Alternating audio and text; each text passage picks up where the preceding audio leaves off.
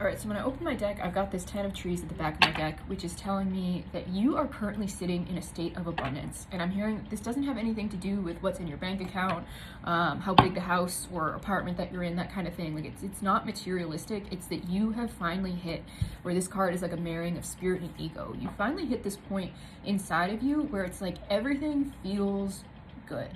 Like life, everything feels exactly the way it's meant to. There's like an inner abundance that's going to be translated to your outside world. And for those of you who this message is for, that's going to make sense. I love that I split the deck and I got this light map. This is like the Wheel of Fortune card, which is where you have a meeting with fate. So that's been coming up a lot on my Substack and like my Taroscope readings, is a lot of signs meeting up with fate. That was for last week. So that's kind of what's coming through here, is that this inner abundance is calling in a lot in your material realm, and it's going to ask you to make a decision, right? So fate, we meet fate at a bit of a crossroads, right? And that there's really no right or wrong answer, but the way the wheel turns is dependent on you. Interesting, where I split the deck, I've got 2 and 2 here, 2 of swords and then 2 of cups, or 2 of birds and 2 of lotuses. So you could have been indecisive about either a romantic connection. It could be, this can sometimes represent like friendship, that kind of thing. Take it as it resonates, but I'm getting more of a romantic connection. So this could be affected by your abundance here. Interesting, I've got confirmation of truth here. Either a connection you're in makes you feel abundant, or interesting where I've got this 5 of embers in reverse, something that you've released is allowing you to feel abundant. But this is something that had to stem from inside first, is what I'm getting, is that you had to feel abundant within yourself in order to call in all of this, and that could have involved either connecting with another person or releasing another person. Interesting, I've got this 9 of lotuses. This is a wish fulfillment card. So yeah, this meeting with fate is going to involve a wish fulfillment for you, and 7 of birds. So you are being asked to be strategic at this time when it comes to this wish fulfillment. So that's kind of interesting. I want to get a little more information on it. I'm hearing something coming back around again. Yeah, where I have this past lives in reverse. Okay, so something that you thought died or that wasn't available to you because of the lack mindset that you were in is actually coming back around again. I'm hearing to trust the process and that everything comes back better. There's been a lot of releasing that has had to happen in the collective, especially where I had that 2 of Cups card. Interesting, where I had this mystic. So this is like the Queen of Wands. 2, 3, 4 on my timer. I noticed that yesterday in my reading as well. So if that's for this collective, so you guys could be in the same collective, this could resonate with you.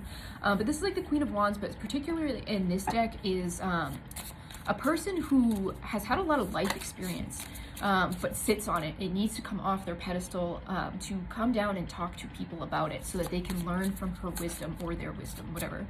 So that could actually have something to do with this wish fulfillment, or it could be helping to call in this wish fulfillment. But a lot of us have had to sacrifice a lot, especially this past year, that year of 2024, that Saturn year, but also within like the past 4 or 5 years, starting with like 2020 is what I'm getting, is when like a lot of people were having awakenings, but there was a big release, and we've had to release a lot of people, habits, situations, places that weren't good for us or just weren't aligned with where we were going. And part of that release, yeah, this 5 of trees, 6 of trees. Okay, so we moved from this 5 of trees, this like low self-worth, this sad feeling left out in the cold energy, to now be receiving this reciprocity energy. So everything that you've had to give up is actually coming back to you. You'll see it in either like a new or a better form. For some of you, where I had that 2 of Cups card come out, is that you will be reconnecting with people, and this isn't something about like people who did you dirty. This isn't like delusional bullshit. This is yeah, 8 of lotuses. This is like things that you had to leave behind for your own good, that it's I'm hearing like breaking your own heart to stand on business, that kind of thing. And it's that nothing that is meant to be in your life will be allowed to be back in it unless they're meant to be there. So you're being guided to take a look at who is coming back into your life at this time, but particularly it's people that you are calling back into your life. It's not that these people are just showing up out of random, right? It's not this like manifest your ex back kind of thing. It's like you're reaching out to these people and wanting to reconnect because of the work that you've done. Okay, interesting. I got the 2 of lotuses then flipped out again. So this could be a romantic connection, this could be family, this could be friends. It's however it resonates for you. Okay. I was gonna say, I'm getting the vibe that it is romantic, and I have the romantic at the back of my deck, so that confirms that. So for a lot of you, this is like a romantic kind of love that's coming back in because you are standing in your abundance. You are you finally felt whole and complete standing on your own. So this is, I didn't expect this to take this turn. I like that a lot. Yeah, the Peacock. This is the Empress in the traditional deck. So like I said, like you're in that very, you have the ability to nurture because you're not wanting from the outside world. There isn't that desperation energy, which is what can actually cause a lot of splits. That it's not necessarily that the people aren't two people aren't good together. It's just that, yeah, completion of a cycle. It's just that if you're in this like desperation energy or too worried to lose someone, you actually manifest that energy. That people are mirrors. So if you're really afraid of losing someone, it's kind of like you're kind of guaranteed to lose that person.